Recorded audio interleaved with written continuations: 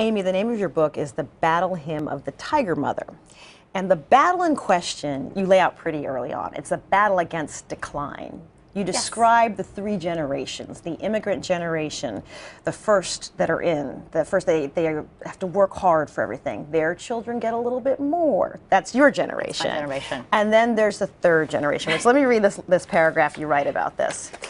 The next generation, my children, is the one I spend nights lying awake worrying about. Because of the hard work of their parents and grandparents, this generation will be born into great comforts of the upper middle class.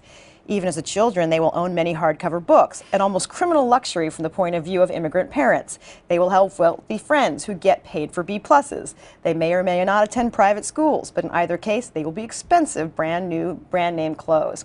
Finally, and most problematic, they will feel they have an individual right guaranteed by the U.S. Constitution and therefore be much more likely to disobey their parents and ignore career advice. In short, all factors point to this generation being headed straight for decline.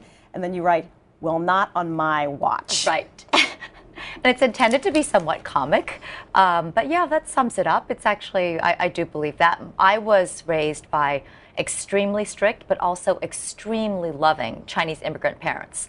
And for me, sort of looking back, I complained a lot when I was little, but for me, looking back, their having high expectations for me, coupled with love, was the greatest gift they could give me, that anyone's given me. And so that's why, even though my husband is not Chinese, I decided that I wanted to raise my kids the strict, the same way my parents had raised me.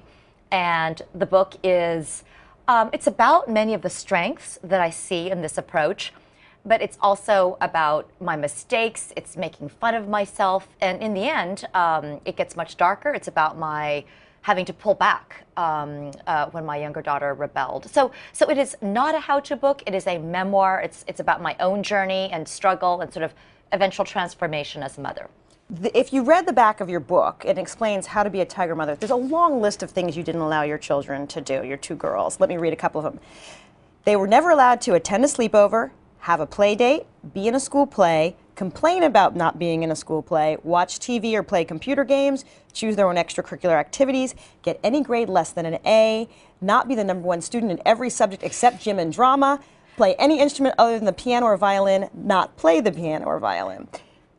When you hear that list read to you, does it sound extreme? Well, it sounds tongue-in-cheek to me, but it doesn't sound so extreme. And you know, when I talk to a lot of immigrants or immigrants' kids, they find it hysterical. You know, they know that it's poking fun a little bit, but it really captures some truth. You know, I was talking to actually a newscaster who was half Nepalese, and she said I wasn't allowed sleepovers either. You know, and I had to get an A too. And in modern Western culture, it just sounds so harsh, like you're being cruel. But it's much more common than you would think. I mean, I think it's quite typical in immigrant families, but it's, you know, of immigrant families of a certain social class, usually immigrants who came over to be skilled workers or graduate students. This has been such an interesting journey, I think, for you as a writer, because an article came out with an excerpt of your book in the Wall Street Journal, second week in January. And the title of it was Why Chinese Mothers Are Superior. It excerpted your book. First of all, did you know that that was the title of the article? No, definitely not. I don't think Chinese mothers are superior. In fact, the cover of the book says this was supposed to be a story of why Chinese parents are better, but instead it's a story about a clash of cultures, a fleeting moment of glory, and how I was humbled by a 13-year-old. Did you know which chapter they were going to excerpt? Did you approve that? Oh, yeah. Oh, I stand by my words. They're my words. It's an excerpt. As my mom taught me, take responsibility. You know, I mean, it's just that... because the response, this thing caught fire and went around the internet. It was the most read on websites here, there. You are booked on television programs. And it's been painful. It got very, it's been painful? It's been painful. It's been painful because with that title, it came to be seen as, oh, she thinks that her way is better and she wants everybody to do this. It's a how-to guide. But it's not a how-to guide. It's a memoir, and it's a memoir, as I say, about my own mistakes, my pulling back, and so that part has. I mean, I'm just glad the book finally came out. One of the problems is there was the excerpt, which again is my voice. I stand by that. But the point is that that voice changes, and at the end of the book, that's not what I think anymore. At least partly. It's not a full retreat. But so it's been, you know, it's been a little bit of a struggle to kind of say, hey, read the full book, you know. Yeah. Why did you write this book? I actually wrote this book in a moment of crisis. It's the opposite of a how-to book. Things went kind of smoothly till my second daughter turned 13. At 13, she completely rebelled, like other teenagers. And my sister also got very ill and had to have a bone marrow transplant. It was a dark period. But my daughter just turned against, it was as if everything I had ever stood for. We used to be very close. She said she hated the violin, she hated me, and I kept thinking, oh, I'm gonna stick with this.